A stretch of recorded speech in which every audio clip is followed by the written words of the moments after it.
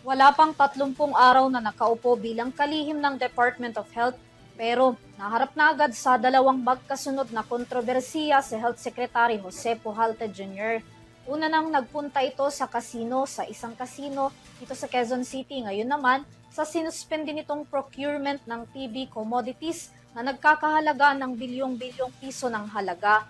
Pareho naman itinanggi ng kalihim ang mga paratang at nagpahayag ng pakikipagtulungan sa Ombudsman hinggil sa investigasyon sa reklamo. Tunghayan ang kabuuan ng balita sa report na ito. Nakahanda ang Department of Health o DOH na makipagtulungan sa isasagawang investigasyon ng Office of the Ombudsman kaugnay sa isinampang kaso laban kay Health Secretary Jose Pujalte Jr.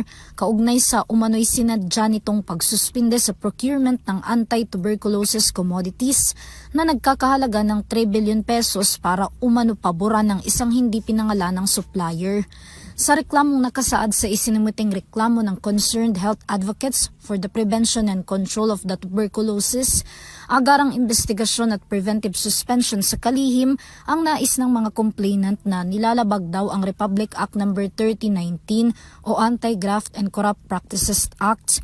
Sa inilabas namang pahayag ng DOH, ang naturang suspensyon ay dumaan sa masusing pagsusuri para sa katiyakan ng dami ng bibilhin, kalidad at kaligtasan ng mga gamot alinsunod sa batas. Hindi rin daw biro ang paggasta sa 3 billion pesos na mula sa ibinabayad na tax ng taong bayan at para hindi magaya sa Pharmaly controversy noon.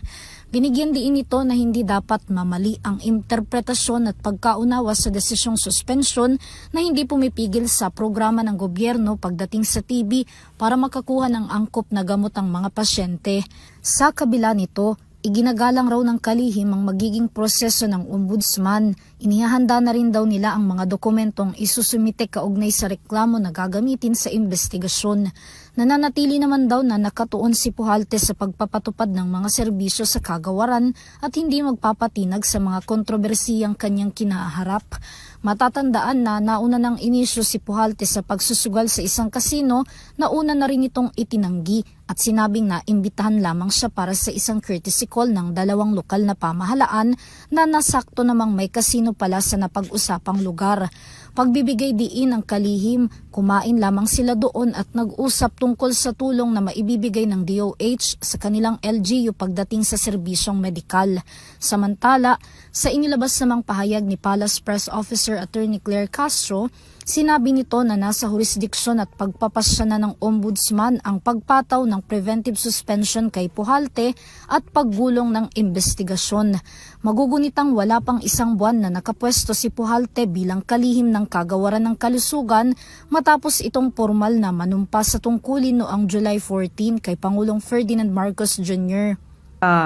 Jurisdiction na rin po ng Ombudsman kung siya ay kinakailangan na magpataw ng preventive suspension para sa mas malinis na pag-iimbestiga sa naturang reklamo. Para sa EuroTV News, Vanessa Cleofas, isang dekadang sumasaludo sa bawat Pilipino.